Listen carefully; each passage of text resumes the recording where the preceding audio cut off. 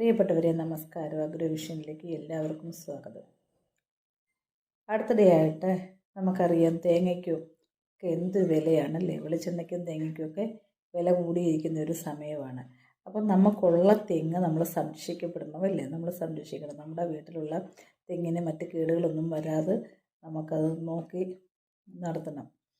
കാരണം തെങ്ങിനിപ്പോൾ ഉണ്ടാകുന്ന പ്രധാനപ്പെട്ട രോഗമാണ് ഓല ചീയൽ, കൂമ്പ് ചീയൽ, കാറ്റുവീഴ്ച ഉണ്ടാകും.